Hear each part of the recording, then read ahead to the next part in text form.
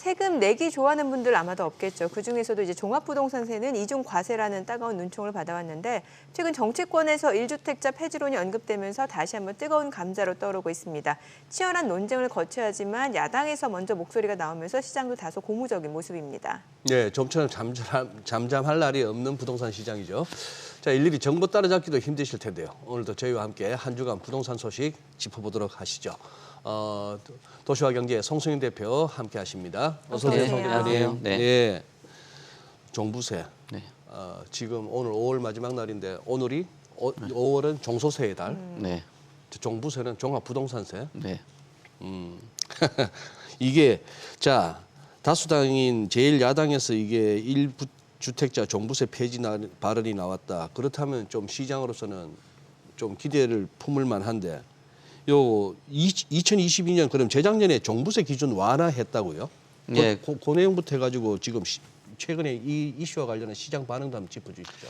네, 지금 사실 이 종부세가 항상 뭐 정치적인 그 논쟁도 네. 되기도 하고 어떤 투자 시장에서도 이 종부세에 따라서 어떤 주택에 대한 그 보유에 대한 여력 또는 뭐 주택을 매각을 할지 또는 계속적으로 유지를 해야 될지 이런 부분에 대해서 고민을 항상 하는 게 이 종부세인데요. 보통 일반적으로 보면 이제 뭐 보수 정권이라고 하는 그 정권에서는 종부세는 좀 폐지를 해야 된다라는 의견들이 항상 많았고 진보 정권 같은 경우는 이 종합부동산세가 어떤 뭐 지역 균형 발전에도 좀 도움이 되고 뭐 지역별로의 이런 뭐 어떤 양극화 현상도 좀 해소할 수 있는 그런 역할을 한다라고 했습니다. 근데 우리가 일반적으로 그 잘 알고 있는 뭐 진보 정권이라고 불리우는 민주당 같은 경우가 오히려 지금 종부세에 대해서 이런 완화 정책에 대해서 이야기가 나온 것 같아요. 지금 뭐 그래픽에 나온 것처럼 뭐 원내대표나 최고위원이나 뭐 대변인이나 뭐 정책위원장 뭐 이런 분들도 나와서 이 종부세에 대해서도 1주택자라면 이제 과세 대상에서 빠져야 된다. 그리고 민주당이라는 그 당 자체가 항상 뭐 부자를 공격하는 것 같은 그런 느낌을 갖고 있기 때문에 이런 부분에 대해서 좀 설계를 해야 되겠다라는 의견들도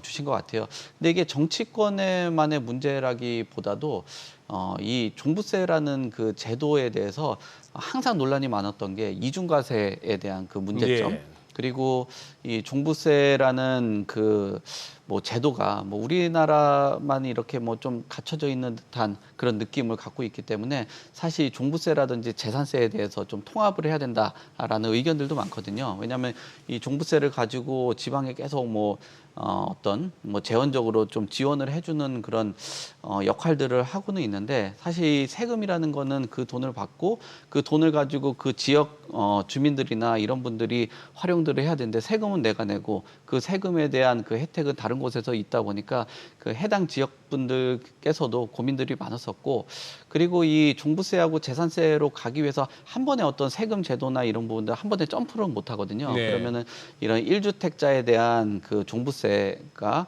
완화가 된다라는 그 신호라는 거는 뭐 향후 중장기적으로 본다라면은 이 종부세가 점점점 완화가 되고 재산세 쪽으로 좀 통합을 할 수 있다라는 그 방향으로 가는 그런 움직임이 아닌가라고 보여지고요. 그리고 이 정치적인 게 있다 보니까 사실 뭐 이런 해석들도 꽤 많습니다. 그 서울 안에 또 수도권 같은 경우에 종부세에 해당되는 집들이 점점 많아졌거든요. 그러니까 예전 같은 경우 주택 가격이 오르기 전에는 뭐 일부 극소수만이 어떤 종부세를 냈다라고 하면 서울에 있는 웬만한 그 마용성에 들어가는 지역들, 그다음에 강남 3구에 들어간 지역들, 뭐 한강벨트에 들어가 있는 곳들 같은 경우 종부세에 해당이 되기 때문에 이런 그 뭐 선거 표심이라든지 또는 뭐 지방 선거라든지 이런 부분 안에서 서울 안에서의 그 흐름 뭐 이런 것들도 좀 일정 부분 파악을 하고 있는 것 같아요. 다만 이제 이 그 종부세에 대한 그 폐지 그리고 1주택자 뭐 이런 여러 가지 얘기가 나오고 있는데 지금 뭐 민주당에서 내놓고 있는 얘기는 종부세 그 1주택자는 폐지가 돼야 된다. 그 얘기는 이 부동산 시장, 그 투자 시장 안에서는 이 좀 똘똘한 한 채, 뭐 이런 쪽으로 가겠죠. 왜냐하면 주택 수보다는 주택 가격에 네. 조금 그 무게를 좀 주다 보니까 뭐 한 뭐 30억, 50억 한다라고 해도 1주택자라면. 근데 2억, 3억 되는 주택을 두세 채 갖고 있는 사람들은 뭐 금액들을 뭐 여러 가지 뭐 합산들을 하다 보면은 좀 불리한 여건이 될 수가 있는 거죠. 그러니까 이 전반적으로 봤을 때 이 1주택자 종부세 폐지가 맞는지, 향후 중장기적으로 봤을 때 종부세라는 제도를 폐지를 하는 게 맞는지, 이런 것들의 의견들이 좀 모이지 않을까 뭐 그렇게 생각됩니다. 좀 전에 자막에 추경호 의원 발언이었던 것 같습니다만 네. 징벌적 과세로 부동산 잡겠다는 발상을 버려야 된다. 벗어나야 된다. 징벌적 과세라. 벌 받는다는 거 아닙니까? 네가 벌을 받아야 되기 때문에 세금 좀 내야겠다는데 뭔 잘못을 한 거예요 그러면? 뭐 비싼 집 살고 있다. 비싼 집에 살고 있다. 예, 근데 이제 정책적인 실패 때문에 나는 비싼 집이 아니었는데 몇 년간의 부동산 가격이 오르다 보니까 내가 그 비싼 집에 사는 사람이 돼버린 거잖아요. 그거는 뭐 반포 잠원동 쪽이 그렇잖아요. 그렇죠. 많이. 예. 네. 본인들이 네. 원하지 않았는데 그런 부분에 대해서 좀 이런 부분들을 좀 다듬으려고 하는 것 같습니다. 그래가지고 세금 내려고 대출 받는 사람 봤어요. 그러니까요. 네. 그때 살고 있는 집을 팔 수 있는 것도 아니고. 집을 팔 수 있는 것도 아니고. 뭐 차도 줄여야 되고 그 좀 나가는 소비가 많아지다 보니까 애들 학원도 끊고 뭐 그러신 분들도 많죠. 거기다 재산세는 재산세대로 또 내고. 따로 내고. 그러니까 이중과세 이게 나오죠. 예, 정치권뿐만 아니라 이게 일반적인 사람들이 모여가지고 하는 얘기가 그런 얘기입니다. 예. 네. 종부세에 대한 그 필요성. 예. 그러니 다들 저녁에 한 잔 올라오면은 다들 그런 내가 내는 세금으로 말이야 이 소리 하면 나올 만도 한 거예요. 예전에 제가 이 부동산 업계에 있었는데 옛날에는 종부세 예. 내는 사람들 되게 부러워했거든요. 부자다라는 부자다. 얘기지. 근데 이제 너도 나도 내다 보니까 별로 부러운 대상이 안 이미 돼버리고 뭐 서울 그래서 아파트 중위 가격이 9억을 넘어선 상황인데. 예. 그렇습니다. 그러니까 오죽하면 민주당 야당 쪽에서 1주택자 폐지론 네. 들고 나왔어요. 퇴근하면서 우편함 열기가 겁이 납니다. 오늘은 또 뭔 세금 고지선가 싶어서. 막 국세청 등기. 이런 아유 거 많긴 보면. 많아요. 네. 예, 네. 예. 아니 이게 그러다 보니까 이제 디테일이 관건인데 어떤 부분이 있을까요? 지금 뭐 나오는 얘기로는 그 이사 지금 거주 이동하는 데 있어서 뭐 내 집 마련해서 집들 조금씩 넓혀 나가야 되는 그런 과정이잖아요. 그런 과정 안에서 일시적으로 2주택 되시는 분이 있거든요. 뭐 예를 들면 과거 뭐 59제곱이면 18평 정도 되는 뭐 주택들 뭐 이런 데서 25평 그다음에 33평 이렇게 이동하는 과정에서 집을 또 살 거 아니에요. 그럼 일시적으로 2주택자들이 되는 경우들이 있는데 이런 부분들에 대해서 뭐 특례 적용하는 것들 얘기를 하고 있고요. 그다음에 상속받는 주택들 공동수요분 이렇게 받는데 자녀분이 받다가 각각 받으면은 각각 이제 다주택자가 돼버리거든요. 네. 예, 그런 부분들 조금 얘기를 하고 있는 것 같고요. 임대사업자 같은 경우도 지금 소유주택에 대한 그 과세 이게 자꾸 이 임대사업자들한테 과세들을 많이 하다 보니까 아무래도 주택을 보유하는 데 있어서 좀 불편함을 겪고 이런 그 불편함 때문에 어떤 주택을 가지고 뭐 임대사업 하시는 분들의 그 애로사항들이 커져요. 그러다 보니까 이 임대사업자들이 점점 축소가 되고 뭐 주택을 매입을 해서 어떤 그 임대 시장에 내놓지 않다 보니까 지금 전세난 또는 월세 가격 인상 뭐 이런 것들의 문제점들이 나오고 있거든요. 그래서 이 부분에 대해서 좀 건드리려고 하는 것 같습니다. 앞서서 또 말씀드린 것처럼 이제 종부세 대상자가 2017년에 33만 명이었는데 2022년에는 119만 명이 돼버렸어요. 그리고 종부세 대상자 같은 경우는 41만 명 정도 예상을 하고 있고요. 1주택자 종부세 대상자가 2017년 3만 6천 명이었는데 2022년에 23만 5천 명 정도 되고 있는 상황이거든요.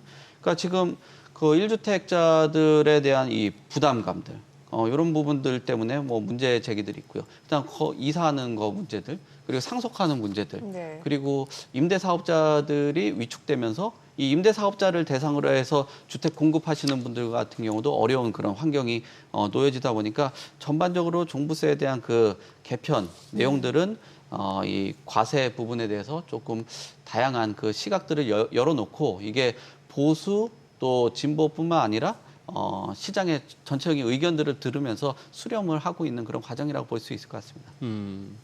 좀 전에 우리 송 대표께도 살짝 언급하셨지만 이게 무슨 수시로 그 야당에서 나오는 부자 감세 네. 논쟁 여기로부터도 어떻게 보면 자유로울 수 없다는 게 1주택자 아까 말씀하신 대로 종부세에서 폐지 네. 제외시켜준다. 아니 그러면 이거 더 비싸지는 거 아니에요? 뭔가 강남에 대한 수요가 늘어날 수 더 있을 것 같아요. 늘어날 수 있는 거 똘똘한 아니에요? 한 채. 그렇죠. 그냥 똘똘한 네. 한 채라는 논리로. 네, 그렇죠. 그러면 예. 이제 가장 좋은 지역에 가장 좋은 아파트로 간다든지 본인이 여러 채를 지방에 갖고 있다 그러면 그런 주택들 다 매각하고 뭐 서울에 주택을 산다든지 그리고 지방 안에서도 뭐 일반적인 부동산들은 전부 매각하고 가장 비싼 지역들 뭐 예를 들면 부산이라고 하면은 다른 지역들 매각하고 뭐 해운대로 간다든지 뭐 그런 현상들이 나타날 수 있겠죠. 그래서 뭐 강남권이나 뭐 대장주 단지 이런 것들에 대한 그 고가 아파트 현상들이 더 뚜렷해질 것으로 보여지고요. 그리고 외지인 그런 투자들도 그 성행할 것으로 보여집니다. 그 지방 부동산에 있는 그런 자금들이 서울로 온다든지 지방 안에서도 뭐 대도시 중심 가장 뭐 비싼 지역들 뭐 이런 지역들로 갈 수 있기 때문에 오히려 뭐 똘똘한 한 채 그다음에 1주택자만을 위한 그 종부세 폐지 뭐 이런 방향이라면은 어떤 지방하고 서울의 그 양극화 현상들 수도권과 지방의 뭐 이 양극화 현상들은 더욱 짙어지지 않을까. 그래서 이게 주택 그 숫자로만 계속 이거 계산기를 두들기다 보니까 답이 자꾸 안 나오고 그러니까요. 문제가 나오는 것 예. 같습니다. 뭐 이렇게 정책이라고 내놓든지 입법 발의를 하는데 이렇게 그냥 길게 오래 생각 안 하고 딱 보는 순간에 그래 이런 게 필요했지 이런 법은 한번 또 만들만 하지 하는 그게 바로바로 와야 되는데 매번 이렇게 갸웃갸웃하게 된단 말이에요. 네. 또 다른 문제점이 보이고 뭘 그렇게 슬라이스 살라미로 갈는지 몰라. 그냥 화끈하게 없으면 폐지하면 폐지하는 거고 하면 하는 거고 국민들이 불편하고 이거는 이중과세 아니냐부터 해서 뭐 말이 많았으면 화끈하게 없애고. 살라미로 자르다 보니까 그 정책의 무게감이 되게 얇고 가볍게 그러니까요. 느껴져요. 예, 맞아요. 네. 서울시 주택 정책 여쭤볼게요. 네. 지금 이제 초저출산 현상을 해결하기 위해서 특단의 대책을 내놨는데, 그러니까 집 걱정 없이 뭐 네. 결혼해서 아이 낳고 살 수 있게 하겠다. 이 장기 전세 정책 두 번째 버전을 내놨는데 입주 네. 조건 좀 알려주세요. 그 진짜 그 출산율은 정말 심각한 상황이거든요. 네네. 0.76인데 전국이 서울은 0.59거든요. 0.59라면 굉장히 좀 심각한 그런 상황이에요. 그래서 장기 전세계 대책 뭐 이런 것들에 대해서 전반적으로 그 내용들이 나온 것 같습니다. 지금 나와 있는 내용들을 보면은 뭐 지원 대상 같은 경우는 혼인 신고 그 계획인 예비 신혼부부까지 되고요. 또 결혼한 지 7년 이내의 부부기 때문에 대상이 좀 확장이 됐다라고 보여지고요. 또 물량 배정 같은 경우도 유자녀, 무자녀에게 한 50% 정도 되고요. 그다음에 최장도 한 10년, 자녀 한 명 나오면은 20년까지 가능한 그런 상황입니다. 그다음 소득 기준도 좀 완화를 했거든요. 60제곱 이하는 120% 이하. 그러니까 금액으로 얘기하면 2인 기준으로 했을 때 649만 원 정도 되고요. 맞벌이는 180%. 그러니까 금액으로 얘기하면 한 974만 원 정도 됩니다. 그리고 지금 뭐 초과하게 된 뭐 60제곱미터 초과하게 된다면 최대 맞벌이 200% 얘기하면은 1,083만 원 정도 되다 보니까 이 부분들이 굉장히 확장적으로 늘어났다라고 볼 수 있을 것 같아요. 이 신혼부부 공공주택 같은 경우가 2026년까지 4,396호를 공급한다라고 하는데 이제 자녀를 놓고 장기 전세를 놨을 때 출산이 좀 늘었다, 출산율이 늘었다. 그러니까 주거가 주는 그 안정감이 출산율에 좀 기여를 했다라는 보고서를 바탕으로 해서 이런 정책들이 나왔다라고 보여지고요. 여기에 지금 공공주택들 참 이분들 관심들이 많을 수밖에 없는 게 지금 올림픽 파크 폴에 온 둔촌주공 재건축 개발한 곳이거든요. 여기에 한 300호가 나와요. 그러니까 여기에 많은 관심들을 가질 수 있을 것 같고요. 내년 같은 경우도 미성 클로바라든지 진주 아파트, 뭐 여기 이제 잠실에 있는 곳이거든요. 네. 여기도 지금 주택 공급이 나옵니다. 그리고 건설형 같은 경우는 구룡마을이나 선디마을 뭐 이런 지역들 나오다 보니까 공공주택이라는 것은 조금 저렴하게 신혼부부들 들어가는 곳이 뭐 3기 신도시나 뭐 다른 곳들 외곽에 있다라는 평가들이 있는데 이런 도시만에 나온다라는 거는 굉장히 관심도가 뜨거울 것으로 보여지는 그런 상황이기 때문에 이게 뭐 출산율에 기여한다라는 것은 이 지역에 만약에 들어가서 뭐 거주를 하면 또 이동하는 그 기간들 동안 또 이게 그 이전에 또 자유도 있거든요. 그런 부분에 있을 때 좀 인기가 끌 수 있는 그런 뭐 정책이다라고 봐야 될 것 같습니다. 지금 자료 화면 보면서 드는 생각이 외국인 관광객 이나 한국 한번 어떤가 싶어서 어떤 사람들 서울만 둘러보고 가면은 네. 깝깝할 것 같아요. 거기는 아파트밖에 없네 할 것 같네요. 네, 그렇습니다. 많고 볼 게 없네. 볼 거 없어요. 예.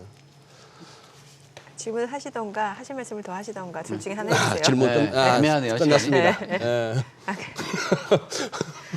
너무 일찍 끝나는데요, 그러면. 예, 이번 간단하게 여쭤볼게요. 지금 이제 안심주택도 2,000호 공급이 되거든요. 이게 장기 전세랑 어떻게 다른 거예요? 뭐 지금 장기 전세랑 보게 된다라면은 지금 가장 중요한 거는 이제 신혼부부 같은 경우를 좀 확대했다라고 보실 수 있는 것 같아요. 예전 같은 경우는 다자녀 가구가 우선되다 보니까 신혼부부가 사실상 불가능한 그런 상황이었는데 지금은 이제 신혼부부까지 확장을 했기 때문에 일단 결혼 먼저 하고 아이들 뭐 계획들 네. 잘 낳아라라고 하는 거고요. 그 다음에 향후에 이제 뭐 분양을 받거나 하게 된다라면은 뭐 시세의 한 90에서 한 95% 정도 분양가 책정들 되는 뭐 이런 부분들이 전반적으로 다르고요. 그리고 예전보다도 이런 그 뭐 시설이나 뭐 커뮤니티 이런 것들도 아무래도 잘 갖춰진 곳에 들어가다 보니까 그런 부분들이 주택의 질도 상향이 됐다. 뭐 이렇게 봐야 될 것 같습니다. 네, 오늘 내용 잘 들었습니다. 네, 고맙습니다. 고맙습니다. 네, 감사합니다.